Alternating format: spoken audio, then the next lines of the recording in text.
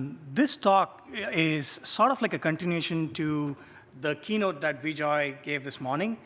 He did tell me that what he discussed and some of the things I wanted to emphasize on. So I'm going to focus on three aspects on network automation, how we do that at Google, on why do we do this, and how are we doing it, and where are humans still involved in this process. So the aspect of why are we doing this is sort of like a repeat of something that Vijay might have mentioned. So Google has two backbone networks. One is the internet-facing one, and the server-to-server backbone, which runs our internal traffic. That's how we started off with, and it carries more traffic now and growing faster. And if you look at this presence, that we have 70+ locations in 33 countries. And the scale of traffic is 25% of the internet, overall internet traffic originates from Google. So this is massive, and you need a way to operate at that scale. Now, if you look at the overall structure of how both the infrastructure layer and the overlay works, we have software-defined based networks at every point in the hierarchy. So as you could see, the outer layer is the B2 network, where the internet traffic hits in and peers with the different metros and eventually gets into the internet, into the Google network. And then we have our Google SD-WAN, which is the B4 network. We also have software-defined network on the Jupyter, which is the data center network. And we host our virtualized networking stack on top of that, which is the Andromeda stack, where we run our virtual networks for our customers. Our customers here, both Google internal products like Google Search, Mail, and stuff, as well as Google Cloud, where some of our external customer traffic is hosted. And so we have the stack at different parts of the network, and it works to function in some of the functionality that it has to perform on each of these layers. I particularly I'm working on the B4 side as well as the data center aspect, and the way we look at this is hierarchy of networking entities, and we treat some of these switches as dumb entities and have the control logic in the components. And if you look at it from the top-down approach, first happens is the B4 network, where you have wide area connections, neighborhood to neighborhood. And you have a global component called the traffic engineering controller, which makes decisions at the abstraction level. It doesn't understand the physical entities as such. It takes care of the details of the logical concept. It could be that from site A to site B, this is the amount of capacity that I would like to perform, that I'd like to have. And that gets translated into a set of function changes to individual areas. That's where what you want to provision at the data center level. You would have the fabric controllers programming some of these switches related to that request, and also host entities where we determine what quality of service each of these traffic types have to have, and that's where the bandwidth enforcer controller comes into picture. On top of that is the Andromeda controller, which controls specifically the cloud network, and where it provisions the virtual network for the tenants and whatnot, providing additional NFV services and so on. And so that's the Y aspect. So it's a large-scale network, hierarchy of components that we deal with. So there is close to inhuman to handle such a scale, right? And to put that into numbers perspective, why do we need to have that? And if you look at the different concepts of the build aspect and the connectivity, so we're dealing with like 250,000 links per fabric, which within a single Jupyter fabric inside the data center, plus the 10,000 switches per fabric that you have. And these are typical numbers that you would see in a data center. And similarly, you need to have connectivity among these entities. So to that scale, you would see around like 30,000 config changes per month, which is significant. So if you're going to have humans push each of those configs, it's certainly going to break. And by the time you go on to the 10th one, you're going to have problems with the first one. With the varying parts of the network, we have multiple vendor devices set up as well, spanning across both the optical side as well, and how do you manage those, which has a different concept of architectures of how we manage those entities. So what do we want to automate in this process? We believe that there has to be software stack at the entire network lifecycle. This goes starting from the planning phase to the design aspect, how you design this, how do you deploy these network entities, and how do you operate them, and operate in this aspect of reacting to this. And where are humans involved in this? Humans are operators, network operators, just specify the intent. I did mention about a simple capacity augment request coming into us. Between these two sites, here's the end state of capacity that I would like to have. Now, that's part of the planning process. That's how you understood the demand from the customers and how you translated that into a networking problem. Once you get that request, now, from then on, it's the automation's job to take care of realizing that. So this is not an imperative model. This is a declaration. You say, this is how my end state has to look like. And then the automation should perform some of the functionalities here. And what does it do? It has to have software for the planning phase, the design and deployment, where there's no operator involved beyond just specifying the intent. Once you have the intent, you have the stack to do the topology and configuration changes. You need to have solid verification based on the intent. So you understand the high-level intent, and you translate that into individual issues, and you want to make sure that any configuration changes that goes into any of these entities, be it the switches or the controllers that we run or the applications that we run on the controller, you want to make sure you have validations and verifications in place. And if there are issues, you need to be able to handle those issues in an automated way as well. For us to do that, you want to have solid measurement systems in your network. This ranges from bottom up, from the switches, sending you the stats to up to sophisticated analytics that you perform on those entities. To put that into an architectural picture, operator here specifies the intent. You do have a workflow engine which runs through the step-by-step execution of what this intent has to handle. And once you have that, you need to define a set of workflow APIs that actually mutates the topological changes and the configuration changes here. That's part of the design. So the design is manipulating the topological changes and the configs. Once you do that, you need SDN to push these changes into the control components, which knows what configs happen, be it the flow changes, be it the routing changes, or whatnot, and then it pushes to the impacted devices on it. So let's look at one by one in a step-by-step case, right? So the workflow engine's job here is A to B, here's the capacity addition. So first it has to determine which sites are going to be impacted, and are they valid sites? And then want to make sure that this is essentially a state machine at this point. The state machine tells you in a graph, like from A to B, these are a set of things that I need to check. These are things that I need to push, and I want to validate after things are changed. And one thing we ensure that the software we write for the workflow aspect has the same set of test coverage for any software system, be it any Google services that we use. And once you have that in place, it is very critical to get the APIs right.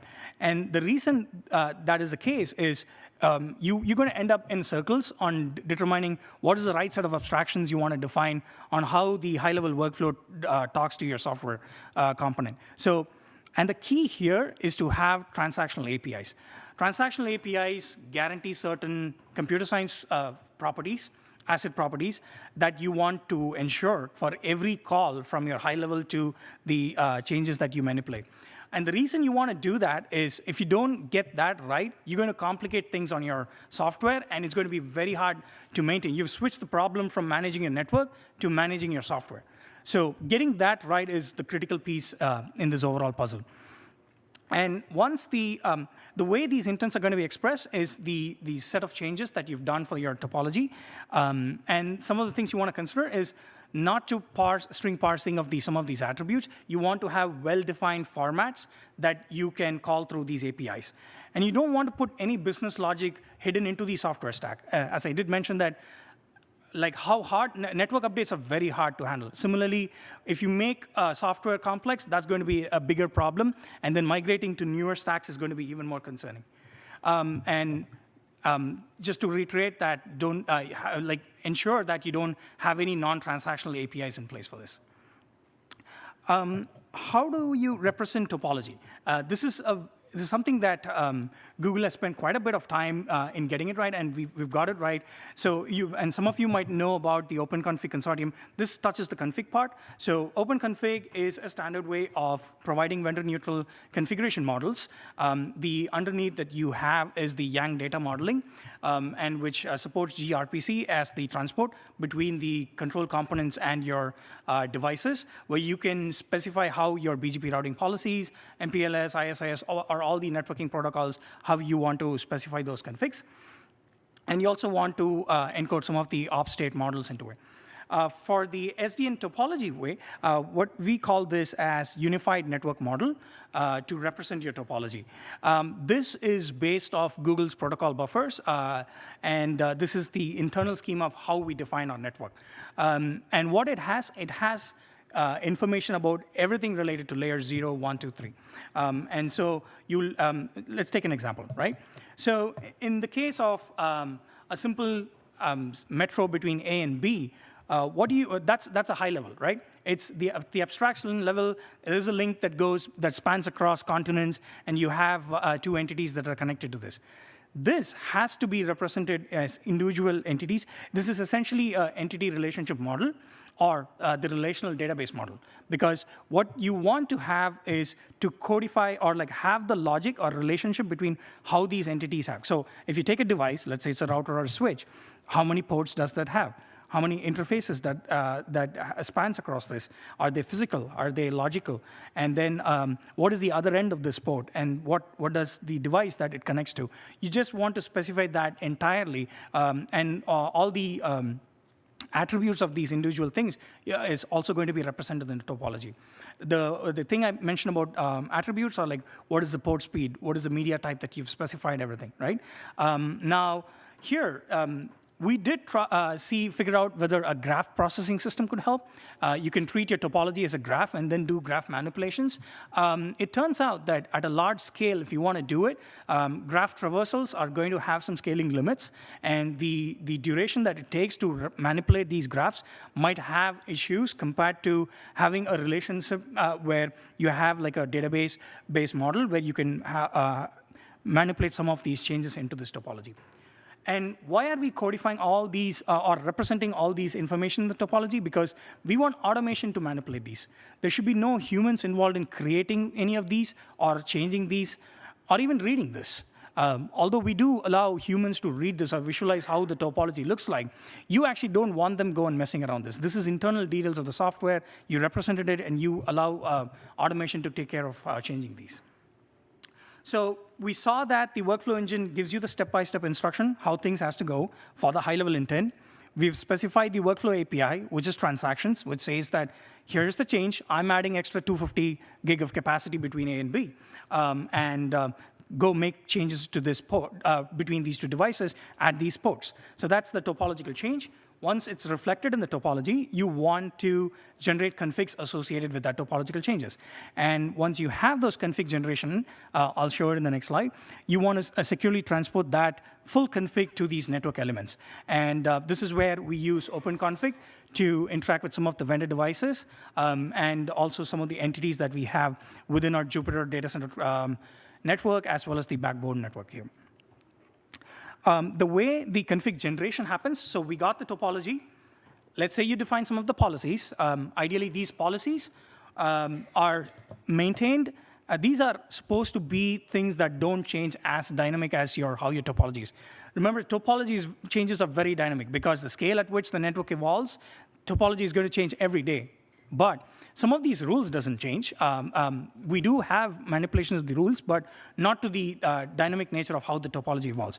These two get into your network. The config generation pipeline figures out how these changes have happened, and then it instantiates the data based on the Yang models and pushes into the config intent pipeline. Here is where we have set of validations defined for these config changes. Once you run those validations, you can catch issues before getting into the devices in a very proactive way.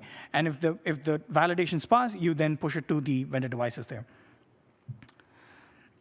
Now, the third critical aspect, where do humans involve, and in this overall picture, before we see that, how is the network operating? At this scale, you will see a whole bunch of things breaking. You can see a single link getting failed, or you can see the entire data center going down.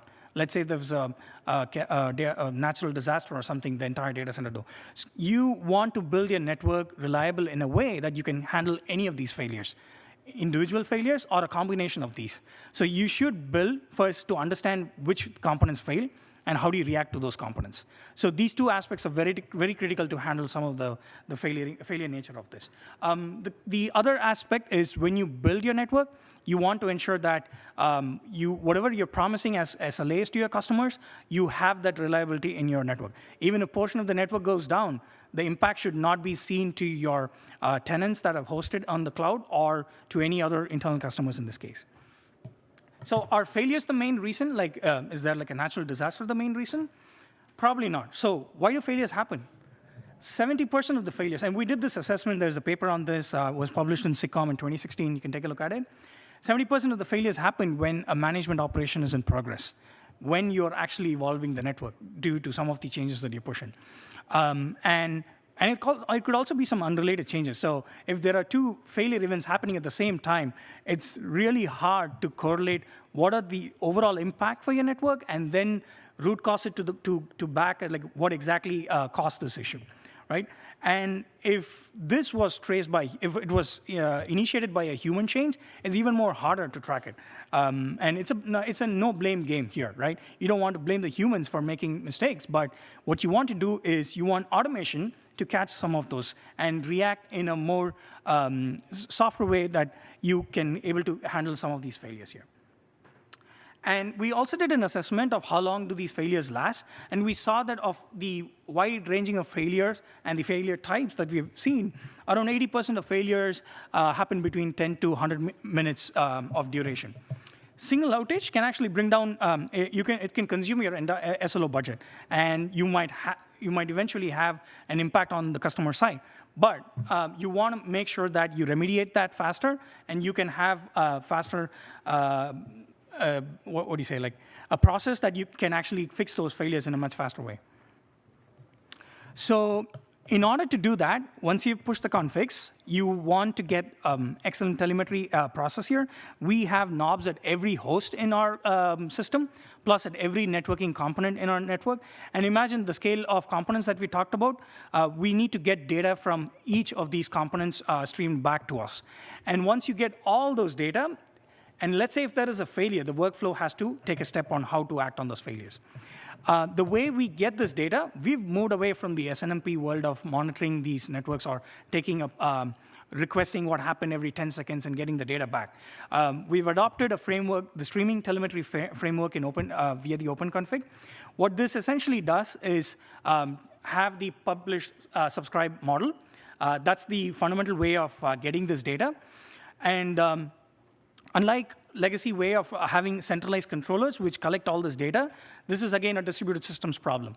The way you collect the data and the way you manipulate it, analyze it, is also distributed systems. Like you don't want single collector failures, and now your monitoring stack going down as well. The other aspect, you should expect that these elements stream data continuously.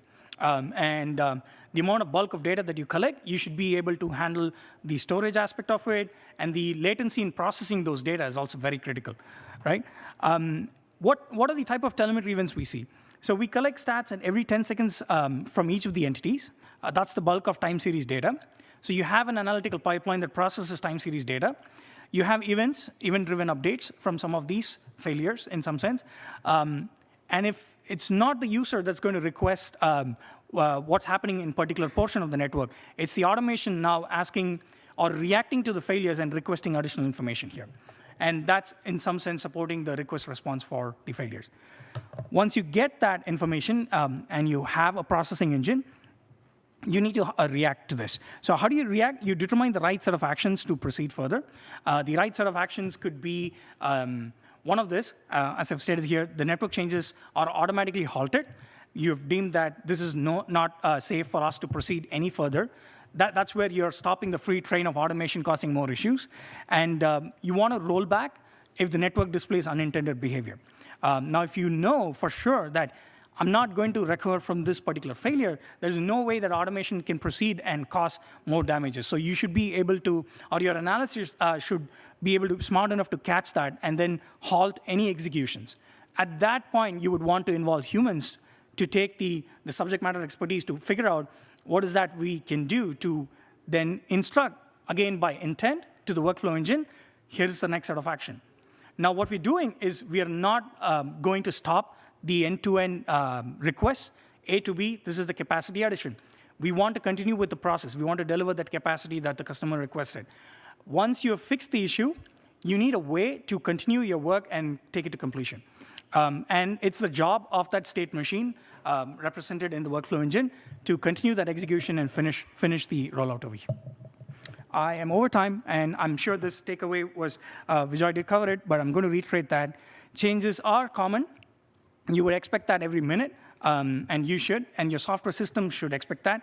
It should be safe to evolve the network daily, and you should scale for just in time for growth, making sure that you don't over-provision it and not use it, so scale at just in time, and evolve it with an intent-based zero-touch network here. With that, I'm done. I'm happy to take questions. Thank you.